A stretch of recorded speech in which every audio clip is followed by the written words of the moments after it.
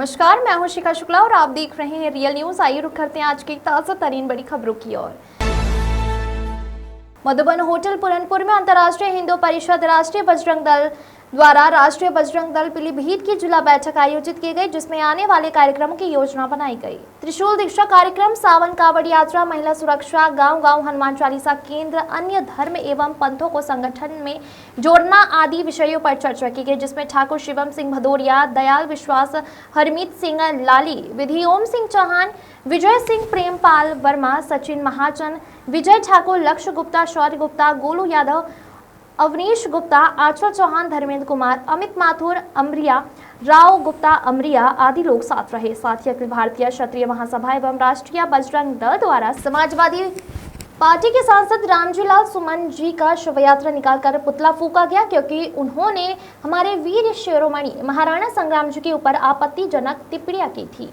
जन की भावना बन जाए, जब कोई संकल्प समाज की शक्ति बन जाए और जब कोई यात्रा आस्था का प्रतीक बन जाए, तो वह सिर्फ एक यात्रा नहीं बल्कि एक समाज की शक्ति बन जाती है। पिछले वर्ष 29 जुलाई को संगठन द्वारा महादेव के आशीर्वाद से और आप सभी के सहयोग से जो भव्य जलाभिषेक यात्रा निकाली गई थी, उसकी गूंज आज भी लोगों के हृदय में बसती है। आज वह सिर्फ एक यात्रा नहीं थी, वह एक धर्म की चेतना, शक्ति का प्रदर्शन और एक ऐतिहासिक संगम थी। जब सैकड़ों बाइक सवार भगवा ध्वज लिए आगे बढ़ रहे थे, जब हर गली हर चौक पर हर हर महादेव के जयघोष गूंज रहे थे, जब पूरा क्षेत्र महादेव की भक्ति में सराबोर हो गया था, जब गोमती माँ जी का जल लेकर बाबा का जलाभिषेक हुआ था, तो वह क्षण एक दिन का नहीं था, वह इतिहास बन गया था। वह यात्रा थी भक्ति की, वह यात्रा थी आस्था की, वह यात्रा थी अखंड शक्ति की। लेकिन साथियों, यह यात्रा सिर्फ धर्म का संगम नहीं, यह हमारे वीर भूमि के महान महापुरुषों को नमन करने का अवसर भी है। भाइयों, अब उसे और शानदार और ऐतिहासिक बनाने का क्षण आ चुका है। इस बार हमारी यात्रा आस्था के साथ हमारे महापुरुषों को भी समर्पित होगी। इस बार हम अपने वीरों की गाथाओं को याद करते हुए आगे बढ़ेंगे। इस बार हम उन महापुरुषों की शिक्षाओं को अपने जीवन में उतारने का संकल्प लेंगे, जिनके बलिदान से हमारा राष्ट्र, हमारा स्वाभिमान, हमारा धर्म आज खड़ा है। हम भगत सिंह जी की क्रांति को याद करते हुए आगे चलेंगे। हम महाराणा प्रताप जी के स्वाभिमान को प्रणाम करते हुए आगे चलेंगे। हम बहामा शाह जी के बलिदान और त्याग को नमन करते हुए आगे बढ़ेंगे। हम छत्रपति शिवाजी महाराज जी की हिंदवी स्वराज की प्रतिज्ञा को हृदय में धारण करके आगे बढ़ेंगे। हम धर्मवीर संभाजी महाराज के बलिदान और त्याग को नमन करते हुए शिव भक्ति और राष्ट्र भक्ति का परचम लहराएंगे। साथियों, जिस धरती पर छत्रपति शिवाजी महाराज ने भगवा ध्वज फहराया, जिस धरती को संभाजी महाराज ने अपने रक्त से सींचा, उस भगवा ध्वज को ऊंचा लहराने का दायित्व आज हम सबका है। लेकिन मित्रों, आज कुछ लोग ऐसे भी हैं जो हमारे महापुरुषों का अपमान करने से पीछे नहीं हटते। हाल ही में सांसद रामजी लाल जैसे लोगों ने राणा सांगा जी पर आपत्तिजनक टिप्पणी कर हम सब की चुनौतियों को ठेस पहुंचाने का कार्य किया है। ये वही राणा सांगा जी हैं जिनकी तलवार ने मुगलों की नींव हिला दी थी, जिनकी वीरता आज भी इतिहास के पन्नों में अमर है।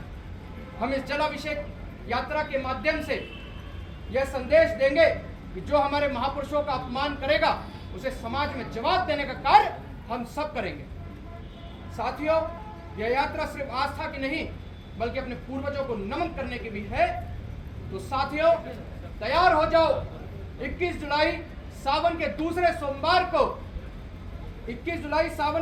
सोमवार को चतुर्थ जलाभिषेक यात्रा में सहभाग करके इतिहास रचने का क्षण आ चुका है। इस दिन गगन नीला नहीं, भगवा दिखना चाहिए। जहां तक नजर जाए वहां तक भगवा ही भगवा लहराना चाहिए। नमः पार्वती पते हर हर महादेव। जय भवानी, जय भवानी, जय शिवाजी, जय शिवाजी, हर हर महादेव, हर हर महादेव। लेकिन हमारे दिल में हमारे भोलेनाथ के लिए असीम भक्ति है, जिसका कोई अंत नहीं है। साथ ही साथ हम सब अगर अपने अपने घरों में अपने अपने मोहल्लों की टोली बना के यात्रा निकालेंगे वो ज़रूरी है, लेकिन वहाँ पे मेन मुद्दा उठता है हमारे धर्म के शक्ति प्रदर्शन का। ये हमारे धर्म की एकता, हमारे धर्म की सहभागिता, हमारे धर्म का जोड़ क्या है, हम आपस में कैसे हैं।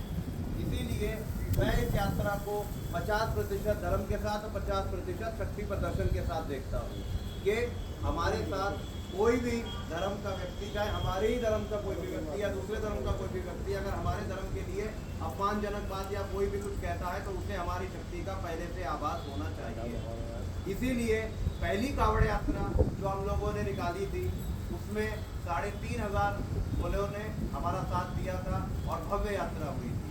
दूसरी कावड़ यात्रा हमारी 5000 लोगों की हुई थी और पिछले वर्ष जो तीसरी कावड़ यात्रा निकाली गई थी उसमें लगभग 8000 कावड़ियों ने एकोतरनाथ बाबा पे जलाभिषेक किया था। तो इस बार की हम तैयारी भोलेनाथ का आशीर्वाद लेके आज से ही शुरू करते हैं और सावन के दूसरे सोमवार यानी 21 जुलाई की डेट को घोषणा करते हैं। और 21 जुलाई की डेट से पहले मैं प्रति व्यक्ति, जितने भी लोग यहाँ पे बैठे हैं, मैं हर व्यक्ति के घर पे आके उसके साथ उसके पूरे गांव के एक घर में कार्ड देने जाऊंगा। हम लोग गांव-गांव बैठक करेंगे, गांव-गांव की एक गांव में एक 2-2 व्यक्तियों को जिम्मेदारियां देंगे।